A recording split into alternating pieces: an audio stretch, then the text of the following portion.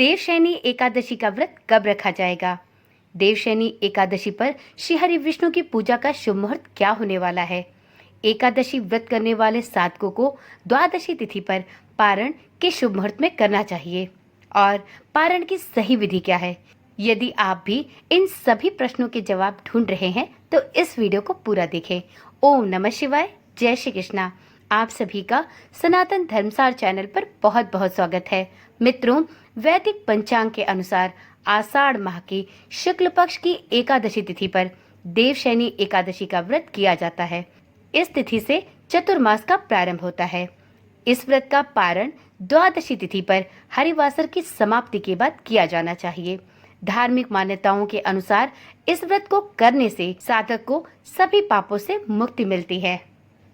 मित्रों, सनातन धर्म में आषाढ़ के महीने को अत्यधिक महत्वपूर्ण माना जाता है। वैदिक पंचांग के अनुसार इस माह की दूसरी एकादशी को देवशयनी एकादशी के नाम से जाना जाता है।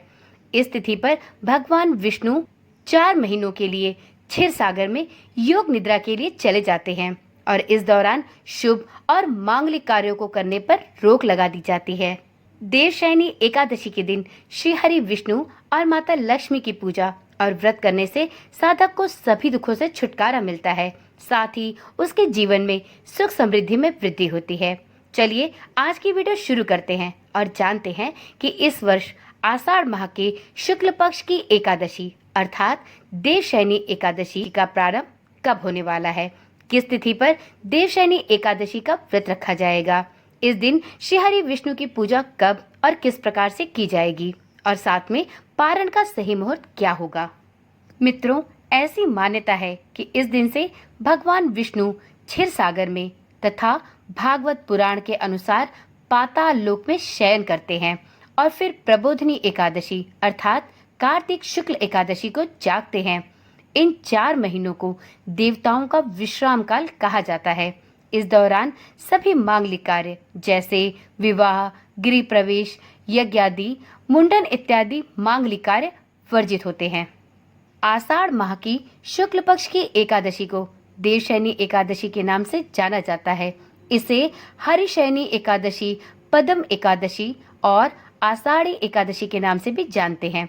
इसी दिन से भगवान श्री हरि विष्णु योग निद्रा में चले जाते हैं। यह समय चतुर्मास का प्रारंभ होता है जो 4 महीनों तक निरंतर चलता है। हिंदू पंचांग के अनुसार इस वर्ष जुलाई के महीने में देवशयनी एकादशी पड़ रही है। 5 जुलाई को आषाढ़ शुक्ल एकादशी तिथि का प्रारंभ शाम 6:58 से होगा और इस तिथि का समापन अगले दिन यानी 6 जुलाई को रात्रि 9:14 पर होगा। तो इस प्रकार से देखें तो उदया तिथि के अनुसार देवशयनी एकादशी का व्रत 6 जुलाई को रखा जाएगा। मित्रों, देवशयनी एकादशी व्रत की विधि अत्यंत सरल और सुगम है। आप इस दिन सुबह सवेरे स्नान आदि से निवृत्त होकर श्री हरि विष्णु के इस व्रत का संकल्प धारण करें और इसके बाद किसी भी चौकी पर पीले रंग का वस्त्र बिछाकर श्री हरि विष्णु की प्रतिमा को स्थापित करें। आप इसके साथ ही माता लक्ष्मी की पूजा भी अवश्य करें। श्री हरि विष्णु को उनके प्रिय भोग के साथ तुलसी दल भी अवश्य चढ़ाएं। श्री हरि विष्णु को आप पंचामृत का भोग लगाएं, धूप दीप अगरबत्ती जलाएं। देवशयनी एकादशी पर एकादशी व्रत की कथा भी अवश्य सुने। कथा के उपरांत भगवान श्री हरि विष्णु और माता लक्ष्मी की आरती करें और इसके बाद प्रसाद का वितरण संपूर्ण घर परिवार में अवश्य करें। मित्रों, अब जानते हैं देवशयनी एकादशी व्रत का पारण 7 जुलाई को द्वादशी तिथि पर कब किया जाएगा। तो देखिए मित्रों, किसी भी एकादशी व्रत का पारण अगले दिन द्वादशी तिथि पर हरिवासर की समाप्ति के बाद किया जाता है। तो इस प्रकार से देवशयनी एकादशी व्रत का पारण द्वादशी तिथि पर ही करना चाहिए। इस बार देवशयनी एकादशी व्रत का पारण द्वादशी तिथि पर अर्थात 7 जुलाई को सुबह 5:29 से लेकर सुबह के 8:16 तक किया जा सकेगा। यह पारण का सबसे शुभ मुहूर्त है। तो यदि आपने भी एकादशी का व्रत रखना है तो आप इस शुभ मुहूर्त में ही अपने व्रत का पारण अवश्य कर लें। मित्रों, जिस प्रकार से एकादशी का व्रत करना अत्यंत ही सरल और सुगम है, ठीक इसी प्रकार से एकादशी व्रत का पारण करना भी अत्यंत सरल है आप द्वादशी तिथि पर सुबह उठकर स्नान करके पीले वस्त्र धारण करें, सूर्य देवता को अर्घ्य दें। इसके बाद मंदिर की सफाई कर लें, भगवान विष्णु और माता लक्ष्मी की पूजा अर्चना करें, आरती करके श्री हरि विष्णु के मंत्रों का जप करें। इसके बाद भगवान विष्णु को सात्विक आहार का भोग लगाएं। इस बात का ध्यान रखें कि भोग में तुलसी दल जरूर अर्पित करें।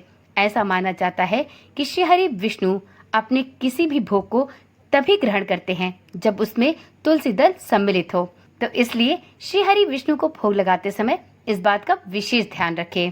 अपने व्रत का पारण करने से पहले अपने सामर्थ्य के अनुसार किसी जरूरतमंद या ब्राह्मण को दान दक्षिणा जैसे अन्न, वस्त्र या धन का दान अवश्य करें। किसी भी व्रत को तभी पूर्ण माना जाता है जब उस व्रत के निमित्त दान अवश्य किया जाए। तो चलिए मित्रों, आज की वीडियो यहीं पर समाप्त करते हैं। मिलते हैं अगली वीडियो के साथ। मित्रों, देवशयनी एकादशी के दिन आप इस चैनल के माध्यम से श्री हरि विष्णु को प्रसन्न करने वाली, उनकी कृपा दिलाने वाली श्री हरि विष्णु की हरिशयनी एकादशी व्रत कथा का श्रवण भी अवश्य करें। तो चलिए मित्रों, कल मिलते हैं एक नई वीडियो, एक नई जानकारी के साथ।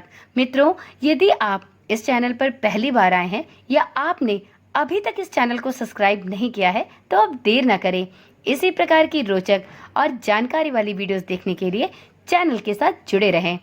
चैनल को सब्सक्राइब करने के साथ नोटिफिकेशन बेल को भी जरूर ऑन रखें, जिससे इस चैनल पर डाली जाने वाली सभी वीडियोस की सूचना आपके पास सबसे पहले और नियमित रूप से पहुंचती रहे।